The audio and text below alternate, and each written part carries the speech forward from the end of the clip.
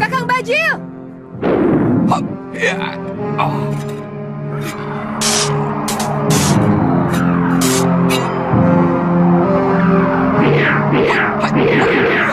Rupanya kau ingin menjajal kehebatan pedangmu sendiri, Kamandanu.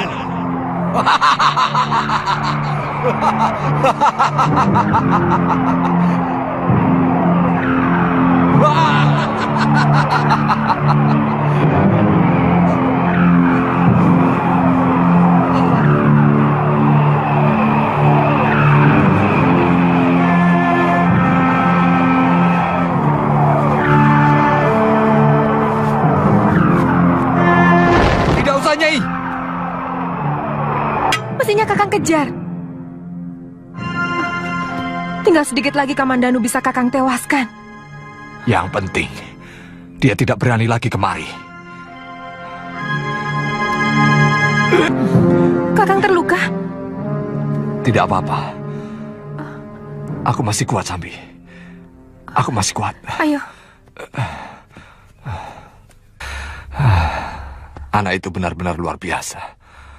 Aji Segoro Geniku tidak mempan. Malah seluruh tenaga dalamku seolah berbalik, membeli tubuhku sendiri. Ambilkan obatku di kantong itu, Nyai. Aduh. Sebenarnya, kalau aku tidak segera menggunakan pedang naga puspa, luka dalamku tidak akan menjadi separah ini. Kamu tahu, Nyai, pedang itu sangat menyedot seluruh tenaga dalam. Untung aku masih bisa menggunakannya.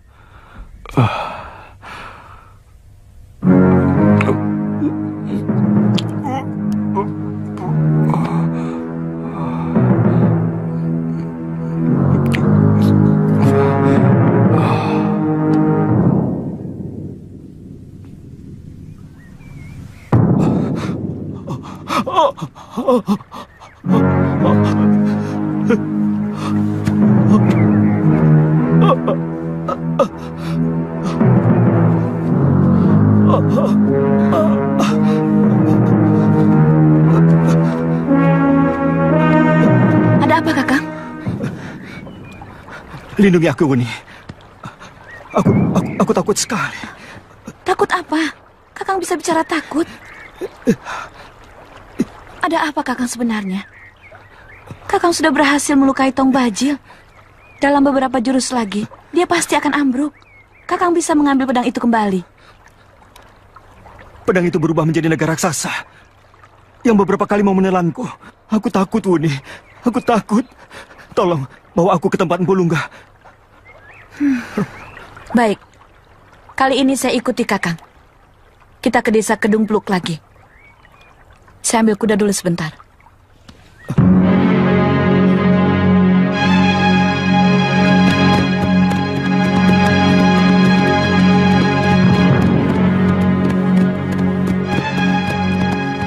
Masih jauh, Resapati? Sepertinya lebih baik kita menginap di daerah ini, Gusti. Punggawa, kita istirahat di sini. Kita istirahat di sini. Tempat ini masih di luar jangkauan mereka.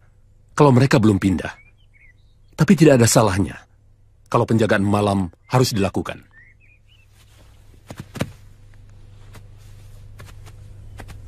Kalau melihat kehebatan Tong Bajil tempo hari, tampaknya kita harus sangat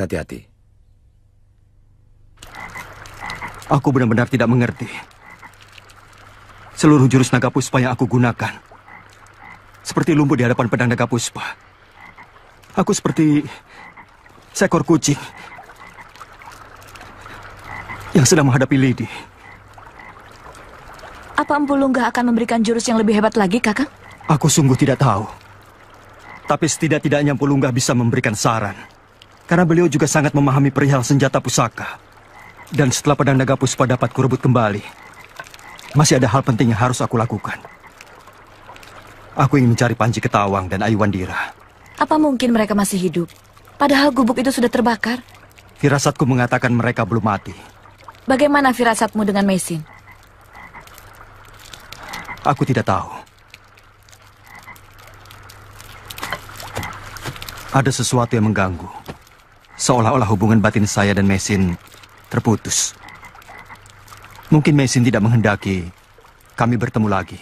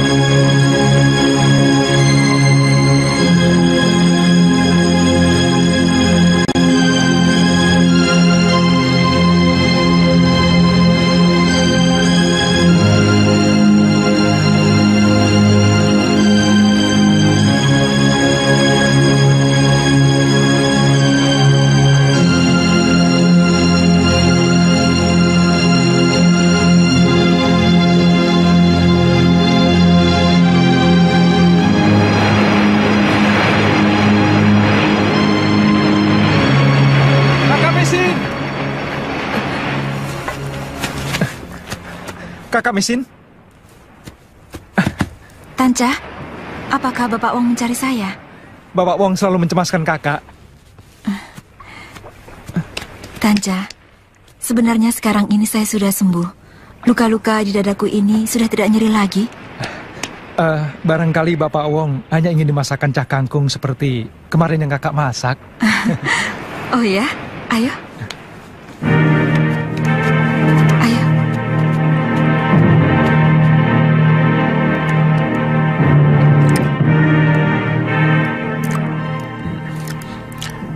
Setiap makan masakanmu, aku selalu ingat negeri leluhur. Sejak semula saya sudah menduga kalau Bapak Wong bukan asli penduduk sini. Karena mata Bapak lebih sipit dan kulit Bapak lebih langsat dari penduduk asli negeri ini. Sama seperti aku melihat kamu. Saya berasal dari Hunan. Saya dari Mongolia.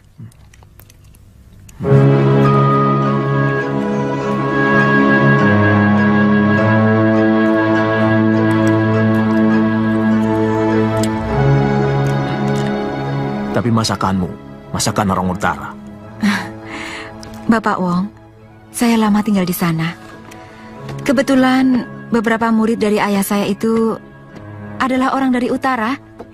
Jadi saya belajar masak dari murid-murid ayah saya. Ayo Tanca. Kenapa Bapak Wong sampai terdampar di negeri Tumapan ini? Biar saya ambilkan. Sudah sangat lama, Mesin. Saya masih muda saat itu.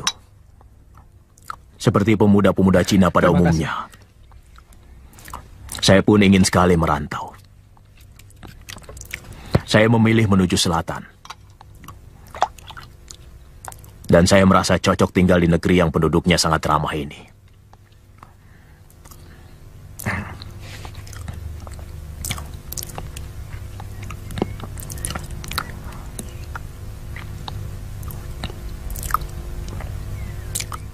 Kamu tidak ingin pulang ke negerimu, Mesin? Ayah! Ayah! Ayah! Guru! Ayah! Ayah! Tinggalkan tempat ini jauh-jauh. Cepat!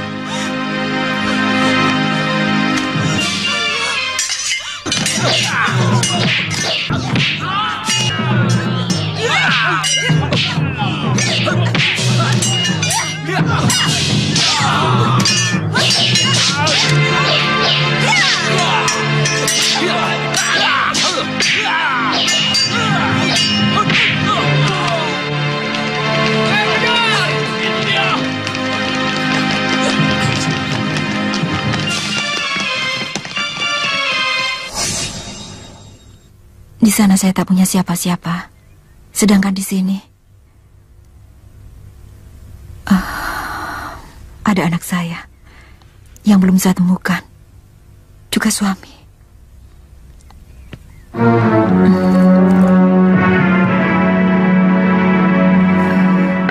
Obat yang paling mujarab ada pada diri. Kamu bisa sendiri. baca tulisan kanji bangsa Han, Mesin.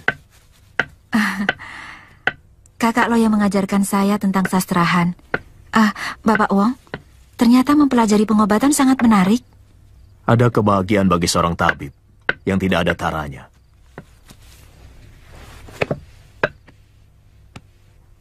Barangkali hanya bisa ditandingi oleh kebahagiaan bagi seorang pendekar yang mampu membunuh musuhnya yang dianggap sangat jago. Kamu tahu kebahagiaan apa itu?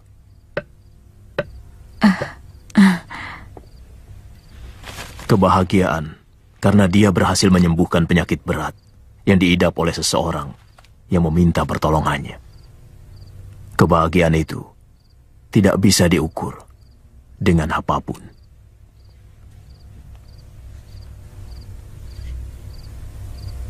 Ada apa, Mesin? Kamu tidak setuju dengan pendapatku? Tidak. Sebenarnya saya setuju pada pendapat Bapak. Saya sedang menyesali apa yang telah saya lakukan selama ini sebagai seorang pendekar.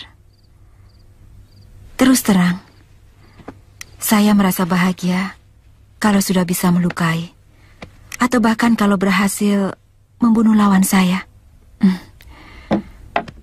Sementara seorang tabib malah sebaliknya, dia akan merasa bahagia sekali kalau bisa menyelamatkan nyawa orang. Iya kan? Iya, memang begitu. Tapi sama-sama membahagiakan, bukan? Manusia selalu mencari kebahagiaan batin. Maka tinggal memilih sebagai pendekar atau sebagai tabib. Apakah seorang pendekar bisa menjadi tabib? Menjadi seorang pendekar diperlukan syarat-syarat yang khusus, Mesin. Badan harus kuat, naluri pun harus kuat. Dan yang lebih utama lagi, dia harus memiliki ketegaan untuk menyakiti, bahkan membunuh orang lain. Sementara menjadi seorang tabib hanya memerlukan ketekunan, ketelitian, dan kesabaran. Kenapa kamu tiba-tiba bertanya soal itu, Mesin? Kamu ingin menjadi tabib? Pelajari kitab itu. Akan kuperkenalkan jenis-jenis tanaman untuk bahan obat. Dulu Ratanca juga seperti kamu. Tidak tahu apa-apa. Sekarang dia sudah mahir meramu obat dan manjur. Bapak Wong terlalu melebih-lebihkan, Kakak. Sampai sekarang saya merasa belum bisa mengobati orang. Tanja, jangan terlalu merendahkan diri. Kalau kamu terus-terusan begitu, artinya kamu sudah menghina aku sebagai gurumu. Guru yang tidak becus mengajari muridnya. Maaf, Bapak Wong. Besok kamu saya beri tugas untuk mengenalkan jenis-jenis tanaman kepada Mesin. Baik, Bapak Wong. Bapak Wong, terima kasih banyak. Ya, Tanja.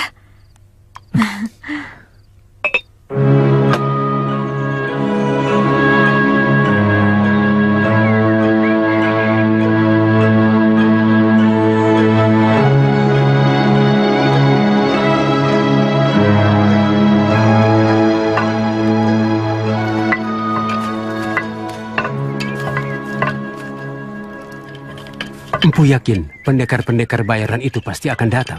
Siapa yang tidak tergiur oleh uang? Sebenarnya, kekuatan mereka luar biasa kalau digunakan.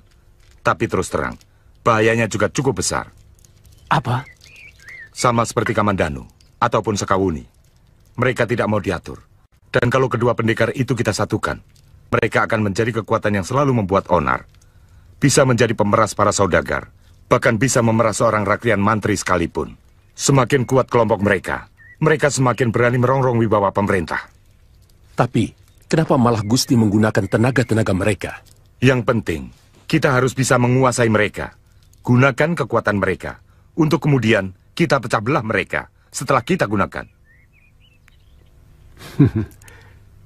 Benar-benar pemikiran cemerlang. Saya semakin mantap dengan kemampuan empu untuk menjadi orang kuat di Majapahit sesudah Gusti Prabu. Sebenarnya itu yang saya takutkan. Adi Ranubaya tidak terlalu banyak tahu tentang jurus naga puspa. Sehingga dia ciptakan pedang yang isinya malah tidak bisa dijinakkan oleh kekuatan jurus ciptaan guru. Maksud guru keampuhan jurus naga puspa itu lebih rendah tingkatannya dari isi pedang naga puspa? Masalahnya bukan tinggi atau rendahnya tingkatan, tapi keserasian.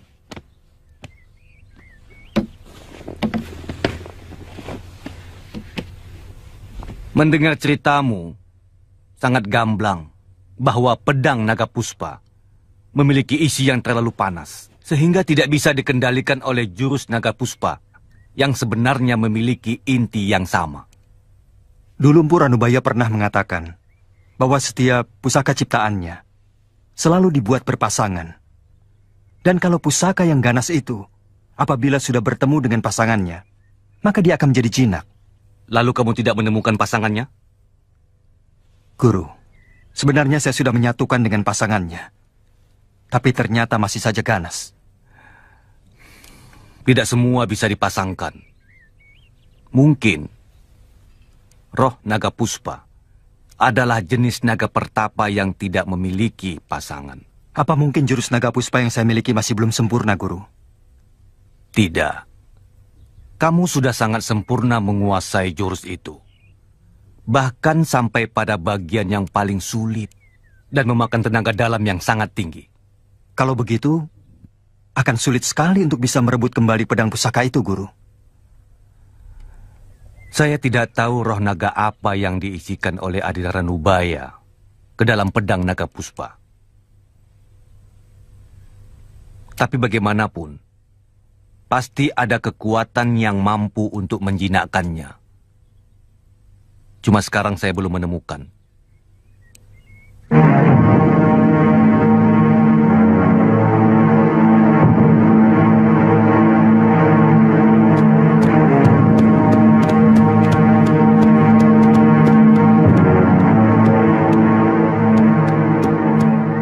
Kalian harus tetap patuh pada perintahku.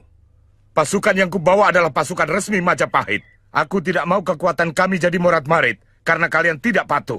Saya hanya mengingatkan pada Gusti Empu. Yang akan kita hadapi bukan perang, seperti melawan prajurit sebuah negara musuh. Biasanya kumpulan begal. Mereka tidak memiliki siasat perang apapun. Modal mereka hanya nekat. Dan kesaktian yang mungkin mereka miliki. Terima kasih atas keteranganmu. Kalian boleh melakukan apa saja kalau bukan dalam kepemimpinanku. Sekarang aku yang memimpin kalian. Kalau kalian menyetujui syaratku tadi, silakan ikut. Kalau tidak, saya minta kalian segera meninggalkan kami. Bagaimana soal pembayarannya? Semua sudah kusiapkan. Kalian sudah tahu kehebatan mereka? Dewi Sami telah membunuh adik seperguruan saya dengan ajian tapak wisa. Bertahun-tahun saya belajar untuk melumpuhkan ajian itu. Dan sekarang saatnya saya membalas rasa malu perguruan saya. Siapa namamu? Ajak Petak. Gajah Oya. Serigala Putih. Nama yang menjanjikan. Lainnya?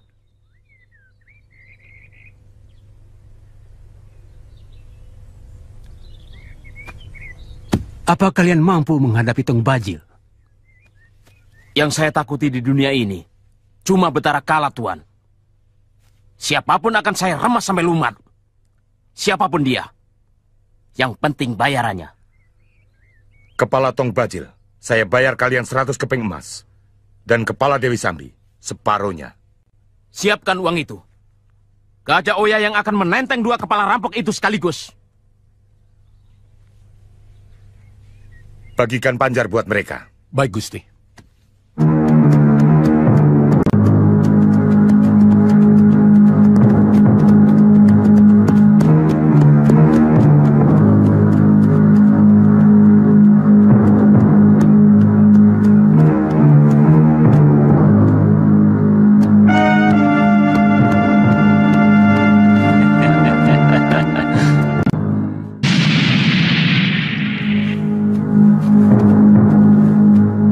Cepat, taruh sana. Ayo cepat, bawa ke sana. Ayo cepat. Kenapa Kakang memilih Gunung Wayang? Tempat itu jarang dilalui para saudagar. Kita tidak selamanya menjadi rampok, Nini. Gunung Wayang cukup baik untuk persembunyian dan pertahanan kita. Kita susun kekuatan untuk terus-menerus menggoyahkan keamanan Majapahit. Sampai para betara dari negeri bawahannya tidak lagi mempercayai Majapahit dalam melindungi keamanan rakyatnya. Apa untungnya buat kita, Kakang? Nini, untuk suatu kepuasan, kita tidak harus selalu menghitung untung dan rugi. Kekalahan kita tempo hari harus dibayar mahal oleh Sang Ramawijaya beserta kawulanya. Mereka akan menghadapi gejolak yang keras dari seluruh lapisan masyarakat dan dari semua raja-raja bawahannya. Karena Majapahit sudah tidak mampu lagi menjaga keamanan. Sebenarnya yang paling senang dengan keputusan Kakang adalah saya sendiri.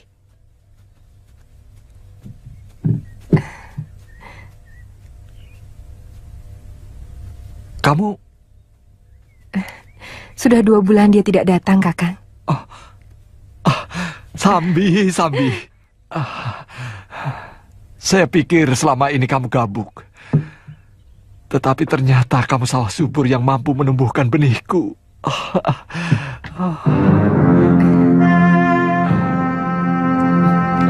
Kakang. Kita sudah memasuki daerah mereka, Gusti. Berhenti!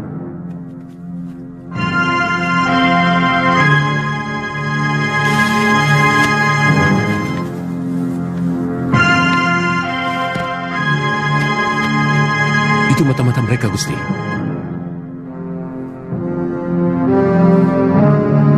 Ajak, bawa orang-orangmu ke sana. Ikuti orang itu.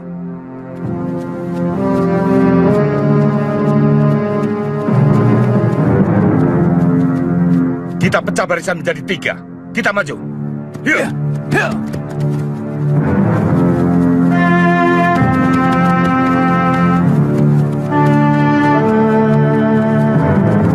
Pasukan Majapahit datang! Pasukan Majapahit datang!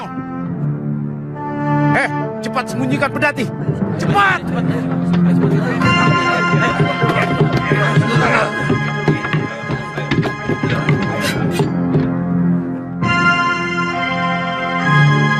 Sambut mereka dengan meriah. Kita permalukan mereka.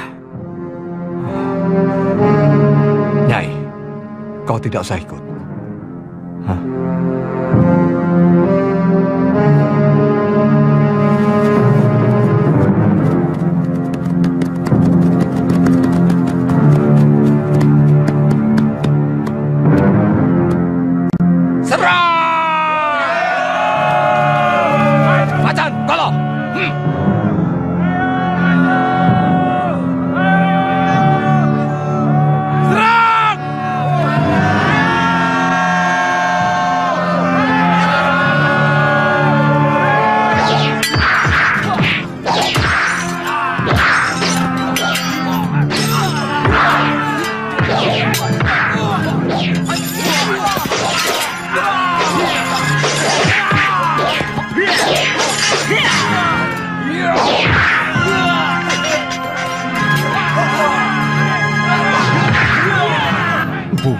Gabungan Wakul Buaya Mangap dengan Bulan Sabit benar-benar ampuh.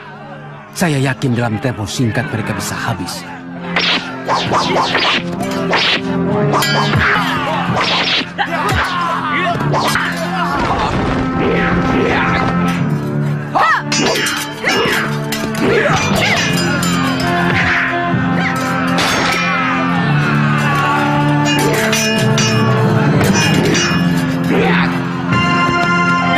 kamu tidak usah ikut. Tidak apa-apa, Kakang. Kelihatannya cukup enteng.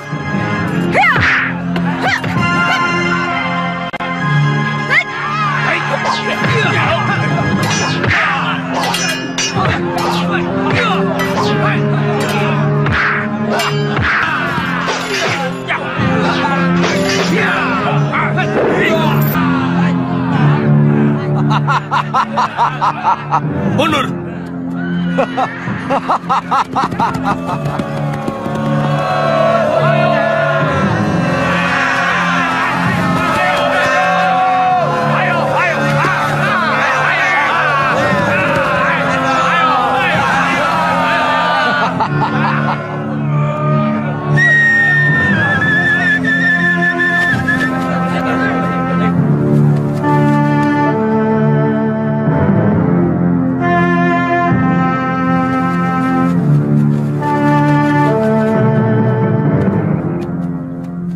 Tidak apa-apa, Kakang. Kalau pasukan Majapahit terus-menerus kita hancurkan, lama-kelamaan mereka akan putus asa, Nini. Selanjutnya kita yang memegang kendali untuk daerah tertentu yang kita inginkan. Atau Nini ingin aku menjadi raja supaya anak kita lebih terhormat. Kenapa?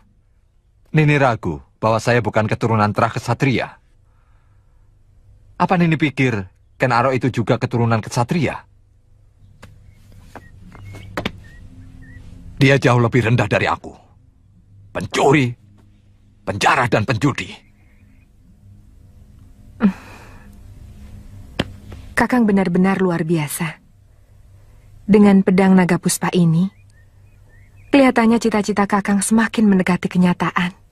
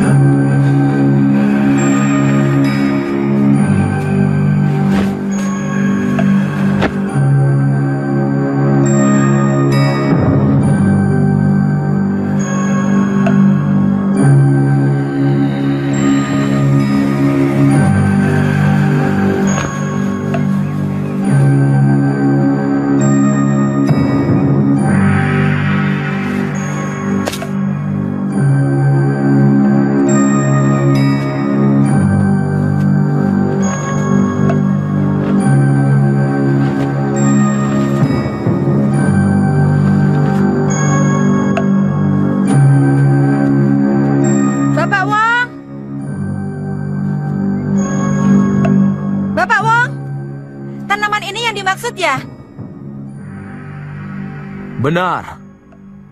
Jangan keliru dengan yang ada cincinnya. Racunnya sangat tinggi dan mematikan. Yang paling penting bagi seorang tabib adalah mengenal jenis-jenis tanaman obat.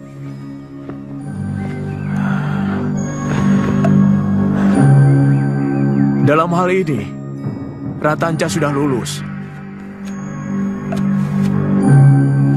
Dia sudah menguasai lebih dari 200 macam.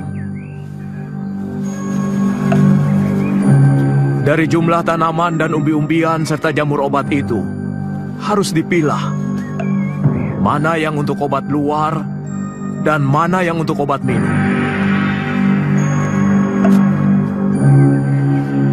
Ada yang hanya bisa untuk obat luar dan sama sekali tidak boleh untuk diminum, karena bisa menjadi racun. Itu juga harus kamu hafal benar-benar.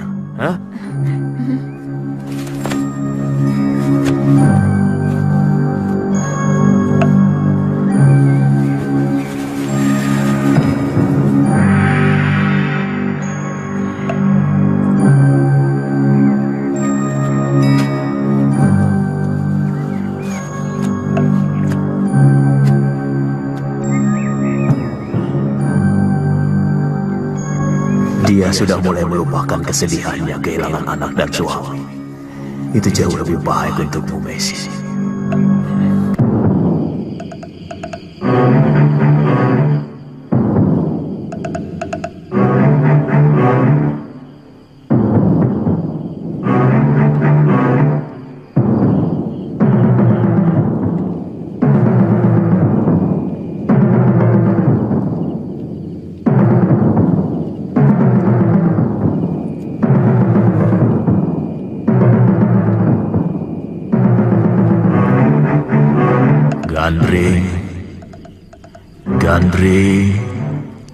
Gandri.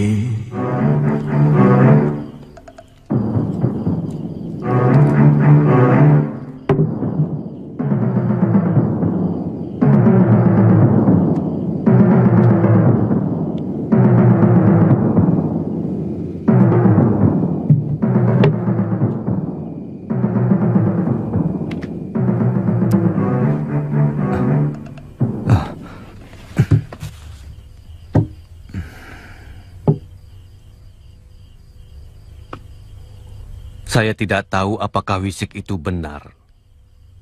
Tapi dalam samedi saya tadi, saya mendengar suara yang sangat sering saya dengar. Suara guru. Beliau menyebut nama Gandring. Gandring? Bukankah itu nama guru dari Empu Sasi sendiri? Benar. Tapi nama itu juga sudah menjadi nama dari sebilah keris ciptaan beliau. Keris yang memikul kutuk penciptanya. Kamu pun tahu bagaimana keris itu terus-menerus meminta korban setelah Eyang Guru tewas oleh keris ciptaannya sendiri di tangan Ken Arok. Dan sesudah itu, kamu pun tahu keris Empu Gandring menghabisi nyawa Tunggul Ametung, Kebo Ijo, dan sebagainya. Empu Ranubaya pernah menceritakan tentang keris sakti itu. Guru tahu di mana keris sakti itu sekarang? Tidak ada seorang pun yang tahu.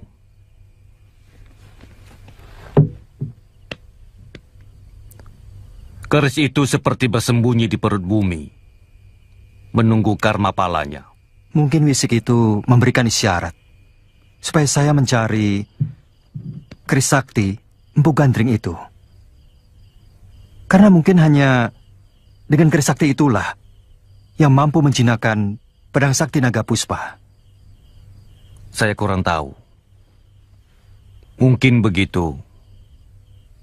Atau juga mungkin supaya kamu menemui sang empu. Tapi Empu Gandring kan sudah tewas, Guru. Tentu saja menemui jiwanya, menemui alusnya. Bagaimana caranya? Menemui orang alus hanya bisa di dalam tapa perata. Carilah petilasan Empu Gandring di desa Katang Lumbang. Bertapalah di sana. Mungkin kamu akan mendapat petunjuk yang lebih dalam.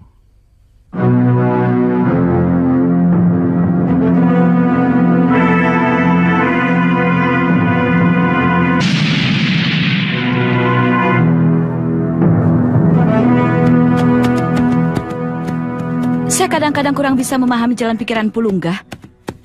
Kenapa kita harus menemui seseorang yang sudah mati lebih dari 70 tahun yang lalu? Yang aku sedang hadapi ini memang sesuatu yang berada di luar jangkauan nalar yang lumrah, Wuni. Makhluk ganas dari pedang Naga Puspa yang telah menyerangku. Bagi orang lain tidak bisa diterima dengan nalar sehat. Tapi saya mengalami sendiri. Jadi bagi saya, asal Empu Gandring masih wajar. Masalahnya, apakah petilasan itu benar-benar ada? Dan kalaupun ada, apa masih bisa ditemukan? Dulu saya pernah mengantar Ayahanda Anggareksa ke sana. Menurut Ayahanda, pada hari-hari tertentu, banyak empu keris yang nyepi di sana.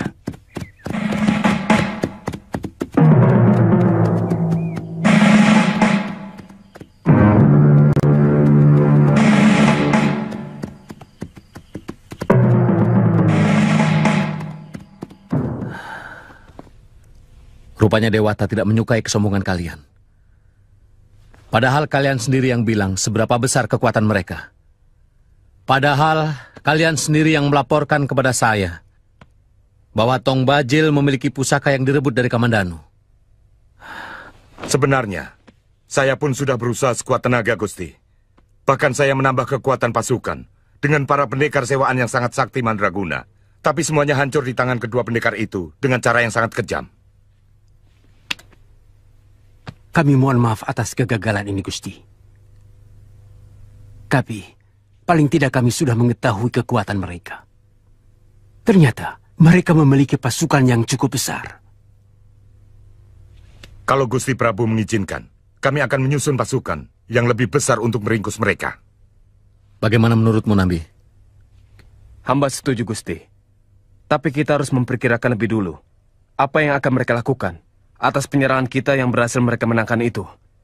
Mereka bisa semakin percaya diri karena bentrokan dengan pasukan kita kembali dimenangkan. Atau mereka takut akan datangnya serangan besar-besaran dari pasukan kita. Jadi? Di sini kecermatan mata-mata kita harus bekerja lebih keras lagi. Caranya? Itu tugas Empu Wahana sebagai Reklian Temunggung untuk mengaturnya. Iya. Gagasan Patinami sangat tepat. Saya sangat setuju. Jangan permalukan lagi negerimu. Aku lebih senang kalau kalian rukun dan sering berembuk. Pikiran banyak orang tentu jauh lebih baik.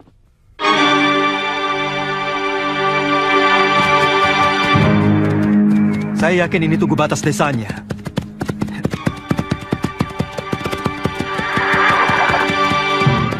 Kita mau langsung ke petilasan Pugandring, Kakang? Lebih baik kita cari tempat tumpangan untuk menginap. Saya tidak terlalu hafal letaknya. Apa desa ini masih ditinggali penduduk? Tinggal ada 3 rumah yang ditempati penduduk. Itu pun semuanya orang tua seperti saya. Menurut cerita orang, dulu desa Katanglumbang ramai sekali. Kok sekarang jadi desa mati seperti ini, Kek? Saya baru berumur 20 tahun waktu Akuwu baru dari Tumapel itu mengusir dan membakar rumah-rumah penduduk. Semuanya ketakutan. Dan mereka mengungsi ke desa-desa lain, Den. Alasannya apa? Tidak ada satupun yang tahu. Mungkin tujuannya menghabisi semua murid Empu Gandring? Shh, jangan berani menyebut nama itu. Kita bisa celaka. Apa Empu Gandring marah kalau namanya disebut? Bukan. Akuwu yang menggantikan Tunggul Ametung itu akan mengirimkan prajurit-prajurit. Dan desa ini pasti akan diporak-porandakan lagi. Kek, Tumapel sudah tidak ada. Kuwu baru yang bernama Ken Arok itu sudah meninggal setelah berhasil mendirikan negeri Singosari.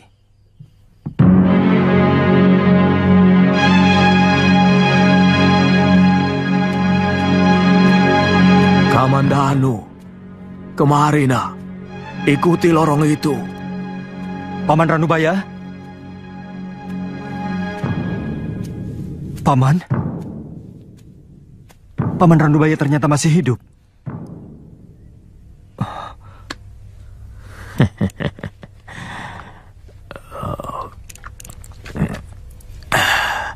Kamandanu, aku sudah tahu maksud dan tujuanmu mencari Eyang Guru Empu Gandring. Sebenarnya kekalahanmu itu dari naga bumi yang ada di dalam pedang naga puspa.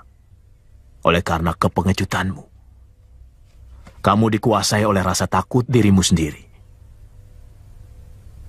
Aku sering mengingatkan bahwa setiap rasa takut akan menambah keberingasan musuhmu. Dan setiap ketakutan itu akan menghilangkan semua tenaga yang kamu miliki. Maafkan saya, Guru. Naga itu benar-benar ganas dan sangat menakutkan. Sama sekali dia tidak mengenal pemiliknya. Pedang itu kuciptakan untuk Panglima Perang Mongol. Yang kita biasa menyebut mereka orang Kitai Nagari.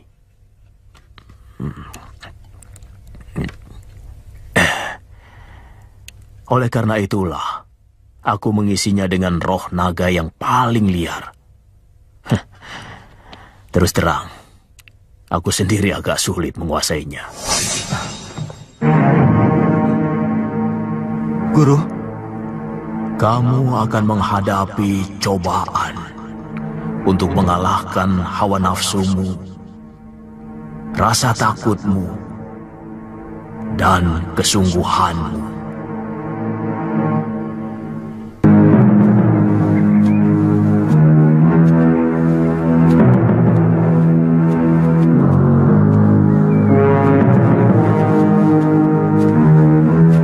Anehnya guru tidak memberi petunjuk apapun. Apa mungkin Empu Ranubaya sengaja mengisikan roh naga jahat supaya pedang itu mendatangkan kekacauan di Kitai Nagari? Mungkin. Karena menurut cerita pendekar Lo, pedang itu dibuat dalam ruang tahanan dan guru dalam keadaan dirantai.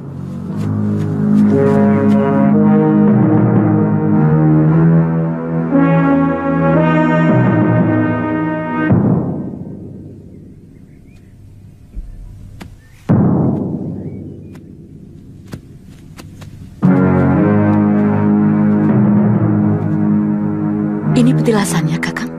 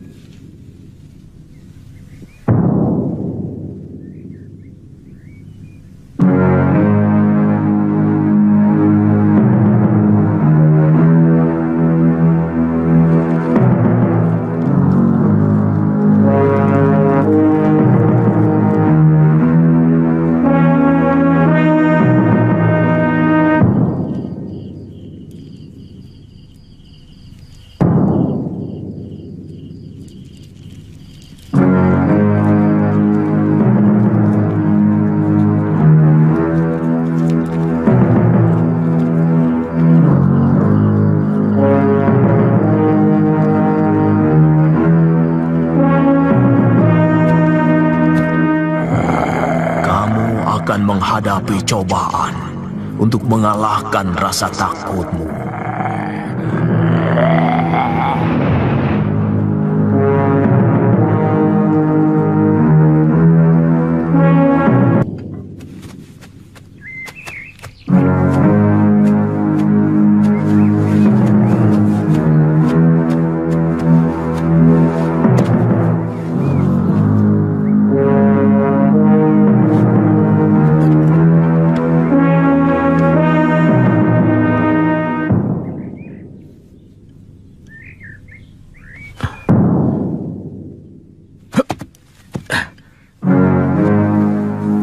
Rupanya mereka sudah kabur. Melihat keadaannya, sudah lebih dari sepekan mereka meninggalkan tempat ini.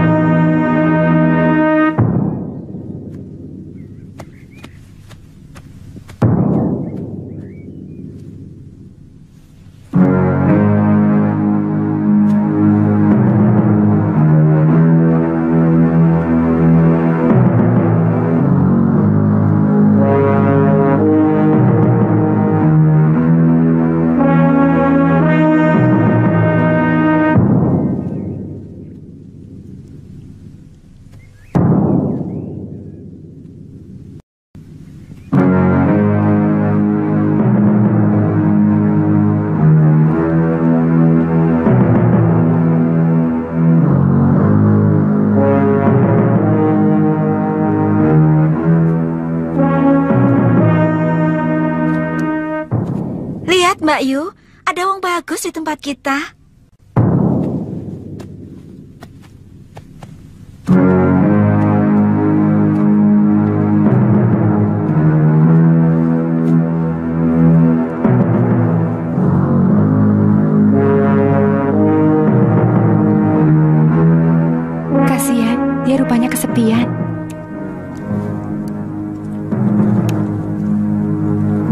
Aduh, kasihan Kakang Bo. Dia kedinginan. Lihat badannya menggigil.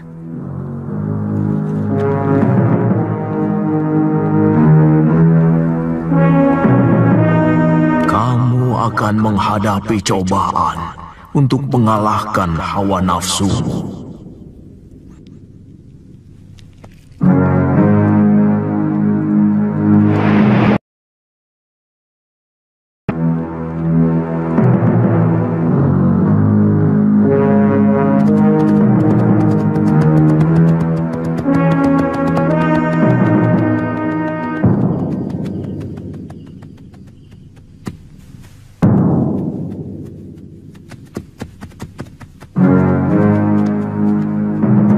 Silakan tunggu di sini, Tuan.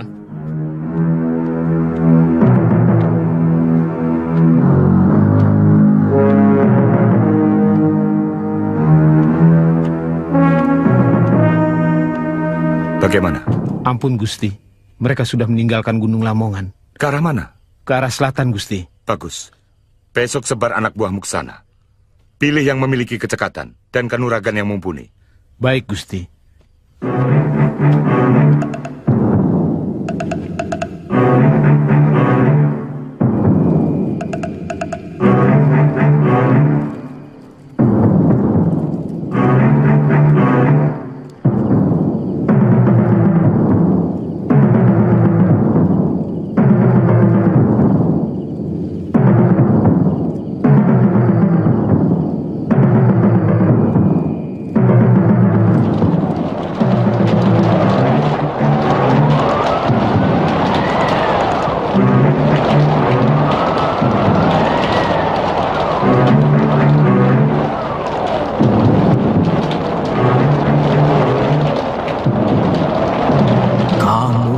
menghadapi cobaan untuk kesungguhan.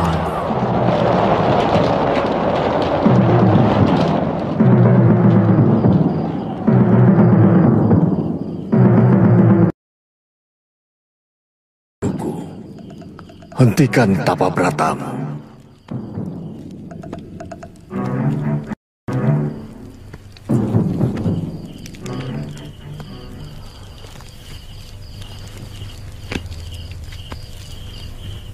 Kamu menginginkan keris terkutuk itu. Keris yang telah membunuh aku yang menciptakannya.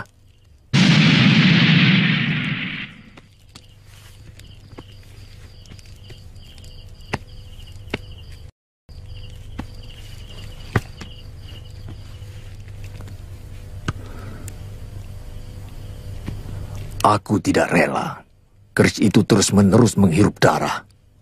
Hanya keris itu yang mampu yang ada di dalam pedang naga puspa yang empu. Ceroboh. Berani-beraninya dia memasukkan naga bumi ke dalam sebuah senjata. Isi bumi ini bisa habis oleh kerakusannya. Naga bumi selalu haus darah dan tidak pernah bisa diatur. Siapa yang menyuruh kamu kemari? Empu Lunggah dan juga Empu Ranubaya. Mereka semua murid Sasi. Kamu? Saya murid Empu Ranubaya yang empu. Kamu juga seorang empu keris? Bukan yang empu. Saya seorang pendekar biasa. Saya membutuhkan keris empu gandring untuk merebut kembali pedang naga puspa, ciptaan guru saya, yang telah dicuri oleh seorang pendekar sakti.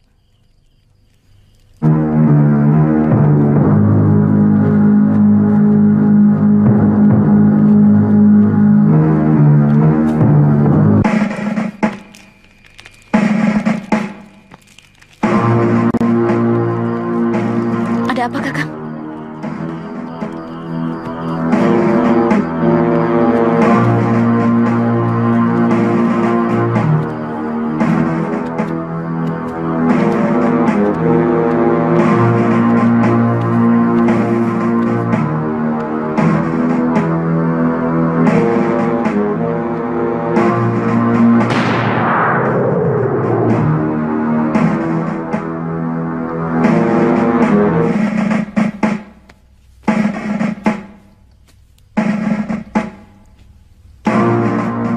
Ada apa, Kakang? Lihat cahaya biru di semak-semak itu.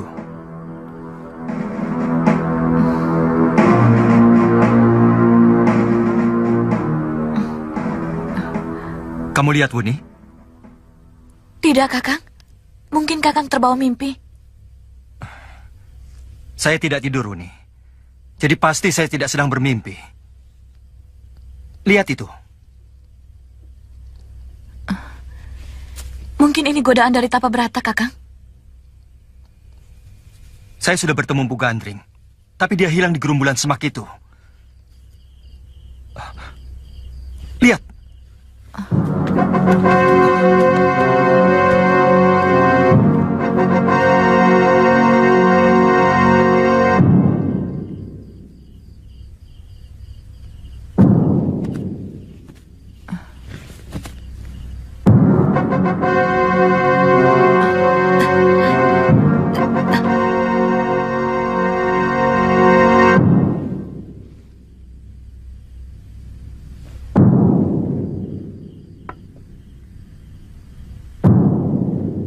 Cuma sebatang kayu, Kakang. Iya.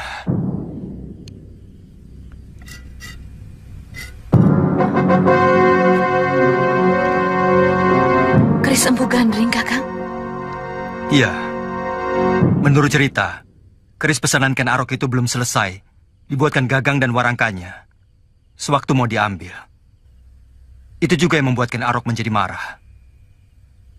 Dan menikah Empu Gandring dengan keris buatannya sendiri. Keris itu banyak memakan korban sebagai supata dari sang empu. Setelah itu, keris pusaka Empu Gandring menghilang. Padahal banyak raja yang menginginkannya. Iya, menurut Eyang Empu Gandring. Apakah Kakang sudah bertemu? Iya, dia banyak memberi nasihat tentang naga puspa.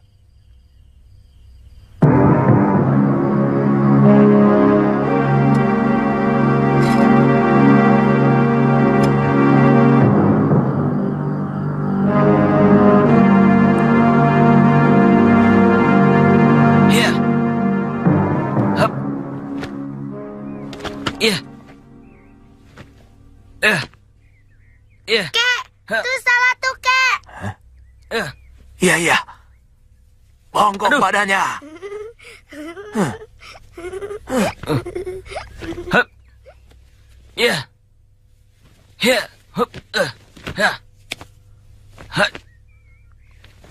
Salah lagi, Kek. Satu tangannya sambil begini.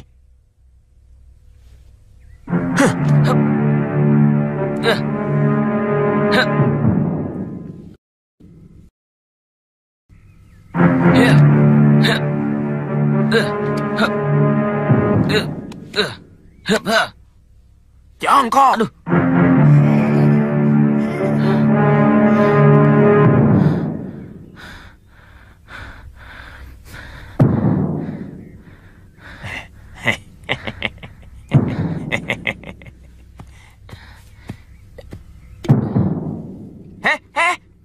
Siapa yang suruh minum? Hah?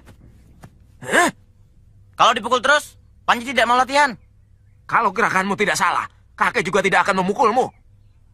Kalau Panji tidak pernah salah, berarti sudah menjadi guru, tidak perlu belajar. Makanya, belajar yang rajin, supaya tidak membuat kesalahan.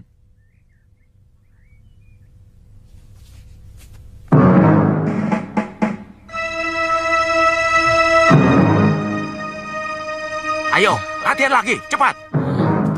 Capek, Kek. Badan Panji lemas. Aduh. Malah duduk.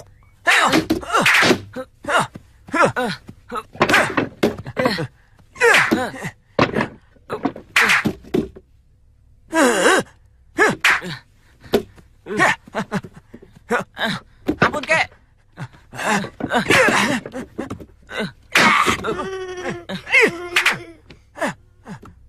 Kalau disisa terus, Panji mau minggat. Kurang ajar.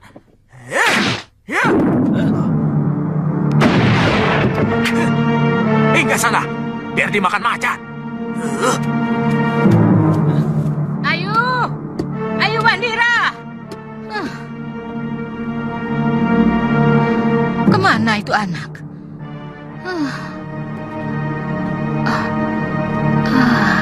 Jangan-jangan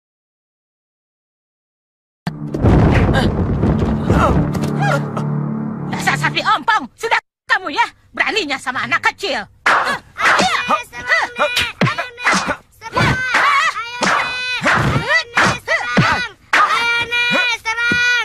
Serang, Nek. Ayu memanggil apa? Nenek naga runting. Ayu biasa manggil apa? Biyung, tapi kan Ayu bukan anak nenek. Biyung. Siapa bilang? Tuh. Apa maksudmu sapi ompong? Nini. Dia tanya, kok Biyung tidak punya bapak, bisa punya anak Ayu?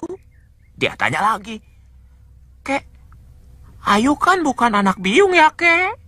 Kamu jawab apa? Bukan. Nini, coba kamu terima lamaranku. Kan dia bisa kita akui anak sendiri nih. Kurang ajar kamu.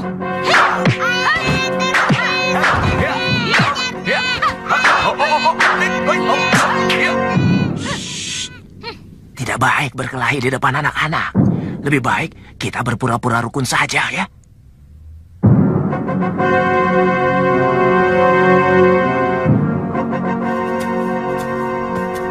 Sapi ompong itu tadi bilang apa lagi? Katanya Ayu anaknya Mesin. Nini Mesin orangnya cantik, Yung. Oh, cantik sekali.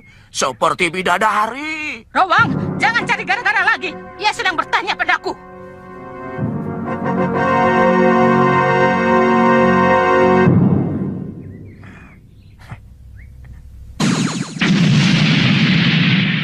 Lelaki itu harus memiliki kelebihan kalau mau dihargai orang lain. Misalnya jadi orang kaya, atau jadi orang pinter, atau jadi pendekar yang tangguh. Nah, kalau tidak, dia cuma akan jadi orang-orangan yang selalu dilecehkan dan diperkuda orang lain. Mau kamu jadi orang-orangan? Yang bisanya cuma nakut-nakuti burung. Mau? Tidak. Panji pingin seperti Paman Kamandanu.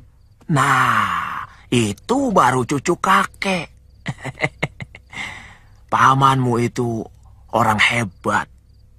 Ilmu kanuraganya tinggi, tapi tidak sombong. Coba kalau ayah dipangga seperti Paman Kamandanu. Ayah galak. Tidak bisa berkelahi. Kerjanya hanya menjaga ibu. Itu yang namanya orang-orangan. Orang lain tidak akan pernah bisa menghormatinya.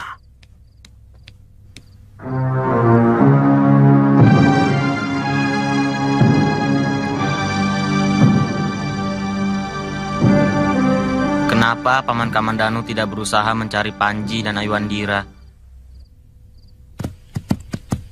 Kita harus cari tempat menginap di sini, Buni. Tapi kelihatannya seperti desa kosong. Satu pun tidak ada yang menyalakan sentir. Jangan-jangan desa ini memang kosong, Kakang. Kalau melihat bentuk rumahnya, desa ini pasti sebuah desa yang makmur.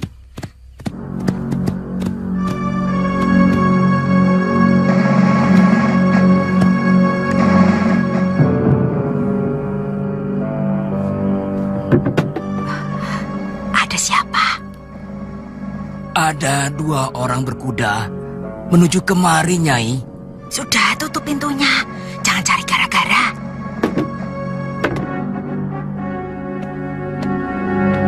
Makanya sudah, tutup pintunya. Maaf, Kisanak. Kami kemalaman. Kami butuh tempat penginapan.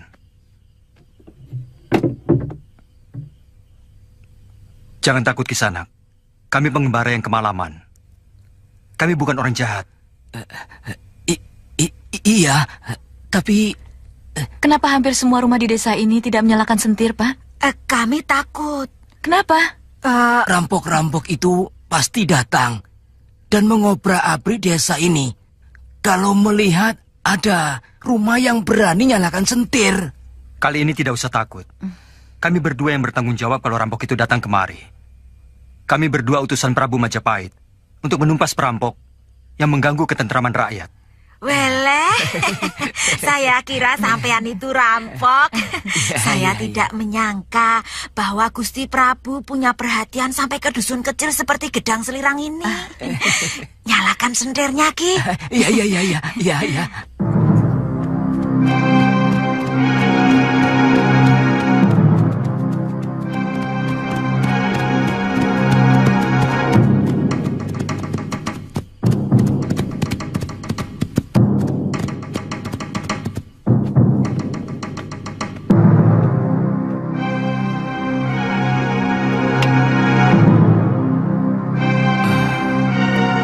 Itu pasti mereka. Jangan takut. Bukakan pintu kalau mereka kemari.